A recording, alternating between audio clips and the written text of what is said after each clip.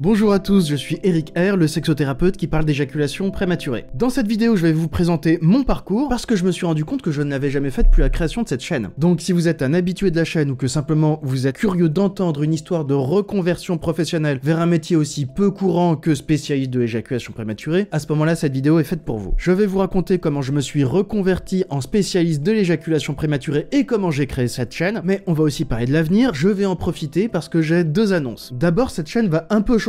Donc je vais vous expliquer pourquoi est-ce que cette chaîne a besoin de changer et le type de contenu que vous allez trouver ici. Et pour la deuxième annonce, c'est un projet qui concerne ceux qui souffrent d'éjaculation prématurée, j'en parle en fin de vidéo. L'histoire de ma reconversion. La première chose à savoir, c'est que la sexologie, ce n'est absolument pas mon premier métier. Bon, le fait d'avoir un parcours où on finit par se reconvertir vers la sexologie, en fait, c'est assez courant. La grande majorité des sexologues et des sexothérapeutes ont commencé par un autre métier. Vous allez retrouver des médecins, des psychologues, des sages-femmes, des kinés, toutes sortes de métiers de la santé. Là où mon parcours est atypique, c'est que je ne viens pas du tout du secteur de la santé ou du secteur du soin, puisque mon ancien travail, c'était dans le domaine de l'informatique. J'ai fait des études en informatique, j'ai eu des diplômes en informatique, j'ai été programmeur, j'ai été chef de projet et même co-dirigeant d'une société. Et pendant très longtemps, j'ai adoré ça. Ma préférence était la programmation web, particulièrement en back-end. Je travaillais sur des technologies qui étaient plutôt pointues et comme j'avais un profil technique qui était très recherché, je gagnais assez bien ma vie. J'ai fait pas mal de choses, j'ai été salarié, puis j'ai choisi de me mettre en freelance, puis avec un ami, j'ai décidé de cofonder une boîte dans laquelle j'étais co-dirigeant et directeur technique. Mais au bout d'un moment, après 7 ans quand même, j'ai senti que cette entreprise n'était plus le bon endroit pour moi. C'est comme ça qu'en 2016, j'ai revendu toutes mes parts et j'ai quitté le projet en restant en bon terme avec mon ancien associé. Peut-être que dans votre vie, vous avez déjà eu le sentiment que vous deviez vous réorienter, soit dans votre travail, soit dans vos études. Là, on est en 2016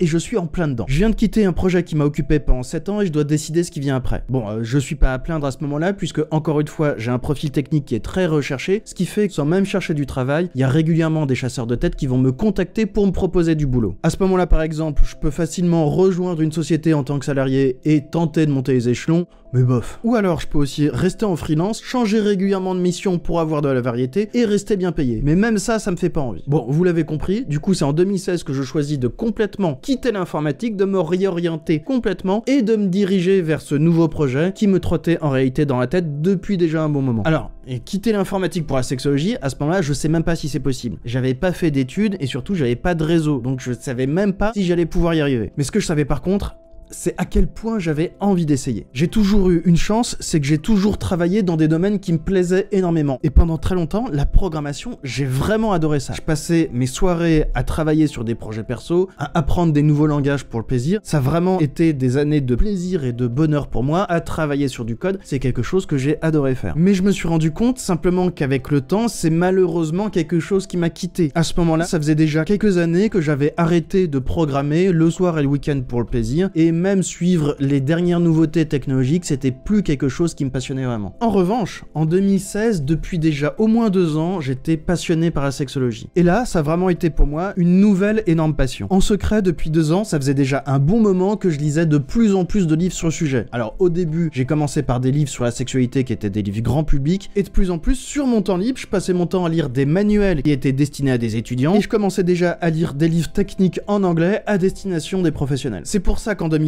quand j'ai décidé de me reconvertir, bah c'est pas venu n'importe où. Ça faisait déjà un bon moment que je fantasmais un peu sur l'idée de « Ah tiens, je pourrais complètement changer de vie et qu'est-ce que ça ferait si jamais je devenais un spécialiste de la question ?» Quand j'ai pris la décision de quitter l'informatique, ça a pas été simple. Ça ressemblait vraiment à une très très mauvaise décision. Parce qu'avec l'informatique, dès qu'on est un peu compétent, c'est assez facile de correctement gagner sa vie. Dans le domaine de la sexologie, c'est vraiment beaucoup plus difficile. Il y a beaucoup de professionnels de la sexologie qui galèrent, qui ont du mal à trouver des consultations, qui ont du mal à joindre les deux bouts, et il y en a aussi une bonne partie d'entre eux qui ont un travail à côté, ou bien alors qui ont d'autres sources de revenus qui leur permettent en réalité de vivre principalement. Et ça en 2016, quand je me lance dans ma reconversion, bah quand même j'en ai conscience. Je sais très bien que ça va être un projet qui va être très difficile à amener. Et je sais que si je veux avoir une petite chance que ça fonctionne, je dois gérer ma reconversion de façon intelligente. Et là, en 2016, je me fais un plan de reconversion avec 3 stratégies importantes. Tout d'abord, j'ai pas directement laissé tomber l'informatique. Alors bien sûr, je me suis formé. Dès 2007, j'ai commencé une formation qualifiante en sexologie clinique, mais c'était une formation par correspondance. Et ça m'a permis de continuer à travailler et de mettre de l'argent de côté tout en me formant à mon nouveau métier. Et il faut savoir qu'à l'époque, mon projet de reconversion, il était secret. J'ai travaillé en sous-marin. Ça veut dire que que même ma famille n'était pas au courant. Ça veut dire que fin 2016, puis en 2017, puis en 2018, puis en 2019, bah j'étais toujours freelance, je passais mes journées complètes à faire d'informatique, et pour mes proches, bah je continuais juste à être freelance en informatique. Alors par contre, j'ai fait attention à choisir des missions qui me demandaient peu d'énergie. À ce moment-là, comme j'avais déjà d'expérience, j'aurais très bien pu choisir des missions où j'étais directeur technique, ou chef de projet technique, ou des postes comme ça, à responsabilité. Mais pendant ces 3 ans et demi de formation, à chaque fois j'ai choisi des missions où j'étais simplement programmeur. C'était des missions qui étaient moins bien payées, mais qui étaient beaucoup moins stressantes et qui me laissaient plus d'énergie en dehors de mes heures de travail. Autre stratégie, j'ai choisi de me spécialiser. Et faire le choix de se spécialiser dans le domaine de la sexologie clinique, en fait, c'est assez rare. Généralement, mes consoeurs, mes confrères, les professionnels de la sexualité, ils vont accepter de traiter tous les troubles sexuels. Le truc, c'est qu'ils sont extrêmement nombreux, ces problèmes sexuels. Bon, il y a l'éjaculation prématurée, mais il y a aussi les troubles érectiles, les troubles du désir, les douleurs vaginales lors de la pénétration ont une origine psychologique, l'accompagnement de personnes qui ont subi une agression sexuelle, aider une femme dans les changements de sa sexualité au moment de la ménopause, et ça peut encore bifurquer dans des choses qui n'ont rien à voir, comme par exemple accompagner une personne qui est en train de découvrir son homosexualité. Et en 2016, j'essaie d'être réaliste. Je me suis dit, ça va quand même être très compliqué de devenir compétent sur tous ces sujets sexuels à la fois. Et c'est pour ça que dès le tout début, j'ai choisi de me spécialiser sur un seul problème sexuel, un seul trouble sexuel, l'éjaculation prématurée. Ça m'a permis d'éviter de m'éparpiller, ça m'a permis de concentrer tous mes efforts au même endroit, et ça m'a permis beaucoup plus rapidement de devenir vraiment compétent sur ce sujet précis. Ma reconversion, ça a duré 3 ans et demi, et ça a été assez intense. En journée, j'avais toujours mon travail à plein temps où je programmais. Le soir, j'avais mes cours généralistes sur la sexologie clinique. En plus du programme, je me suis efforcé à lire tous les ouvrages spécialisés sur l'éjaculation prématurée. Et en plus de tout ça, j'ai appris à faire du montage vidéo, parce que ma 3e stratégie, ça a été de lancer cette chaîne YouTube. Et je me suis forcé à lancer cette chaîne Un homme sur 5 dès 2017, alors qu'à l'époque, j'étais encore en train de faire mes études pour ma reconversion. Quand les premières vidéos de cette chaîne ont été lancées, je travaillais encore en journée dans l'informatique et j'étudiais mes cours de sexologie le soir. J'ai fait ça très vite parce que je savais que ça pouvait prendre du temps avant de fonctionner et que si j'attendais d'avoir terminé mon cursus pour essayer de lancer un contenu de ce genre-là, ce serait déjà trop tard par rapport à mon projet. Et c'est comme ça qu'en 2017, j'ai lancé cette chaîne. Je connaissais rien à la vidéo, j'avais un fond vert pourri, j'avais un petit micro-cravate et à l'époque, pour m'éclairer, c'était un éclairage de chantier. Le principe de la chaîne, vous l'avez probablement déjà vu sur certaines vidéos. Je vous donne des conseils et des informations sur l'éjaculation prématurée. Et en fin de vidéo, je vous propose une sorte de bonus que vous pouvez récupérer en échange de votre adresse email. Et pendant un bon moment, ces adresses email, je ne les ai même pas utilisées. C'est seulement en 2019, après 3 ans et demi, que j'ai terminé ma formation en sexologie clinique et que j'ai enfin été prêt à débuter des consultations avec vous. Et franchement, le fait d'avoir lancé cette chaîne YouTube 2 ans avant, ça a été probablement la meilleure décision que j'ai jamais prise. Parce qu'au début, cette chaîne, elle est partie de zéro, elle a pas marché, elle a fait un bid complet. Simplement, petit à petit, il y a des vidéos qui ont commencé à marcher, et en 2019, après un peu plus de 2 ans, j'avais déjà 13 000 abonnés, il y avait déjà certains d'entre vous qui me suivaient depuis un moment en ligne, et j'avais également récupéré 334 adresses email. Alors 334 adresses email, c'est pas énorme, mais c'était des personnes qui étaient potentiellement intéressées pour régler leurs problèmes et pour travailler avec moi. Et quand j'ai lancé mon service de consultation en visio, certaines personnes ont été intéressées, et c'est comme ça que j'ai pu commencer mon vrai travail de sexothérapeute spécialiste de l'éjaculation prématurée. À ce moment-là, en 2019, j'ai enfin arrêté l'informatique et j'ai enfin révélé à ma famille mon projet de reconversion qui avait déjà débuté 3 ans et demi auparavant. La chaîne que vous regardez, c'est donc un énorme succès. Au bout d'un an, j'ai eu 1000 abonnés, puis 12 000 abonnés, puis 27 000 abonnés. Et aujourd'hui, on est 55 000 abonnés sur cette chaîne. Et j'ai pu récupérer les adresses email de milliers de personnes qui sont potentiellement intéressées par mes services. Ça m'a permis concrètement en 2019 d'accompagner une vingtaine d'entre vous. L'année suivante, c'était 40 personnes. Et aujourd'hui, en 2023, j'ai aidé des centaines d'entre vous à corriger leurs problèmes d'éjaculation prématurée. Et c'était pas forcément évident, mais j'adore ça. C'est vraiment un plaisir pour moi quand il y a un d'entre vous qui a un problème d'éjaculation prématurée, de vous apprendre à chaque fois ce que vous avez besoin d'apprendre, de vous donner des conseils, de vous accompagner sur le long terme, de voir les erreurs que vous pouvez faire, de vous rebooster quand vous avez un coup au moral et de vous accompagner comme ça sur la longueur. C'est vraiment super, c'est extrêmement enrichissant. Vraiment, c'est le contact humain qui me manquait entre autres dans l'informatique et qui fait que je sens que ce métier-là, a priori, je vais pas en rechanger avant un bon moment. Le résultat aussi, c'est qu'au fur et à mesure que j'avais plus de consultations, j'ai eu moins de temps pour cette chaîne YouTube. Ça explique pourquoi est-ce que le rythme de parution sur la chaîne est extrêmement irrégulier. Mais la bonne nouvelle, c'est qu'a priori, c'est pas vraiment problématique. Même sans rien publier pendant plus d'un an, cette chaîne, elle se porte bien et elle a gagné plus de 15 000 abonnés en un an sans aucun nouveau contenu. Donc ça veut dire que cette chaîne, c'est pas une énorme chaîne, mais à mon niveau, c'est un succès absolument incroyable parce que ça m'a permis de faire ce que j'aime. Je pourrais continuer comme ça pendant longtemps, mais en fait, cette chaîne, elle se porte pas forcément si bien que ça.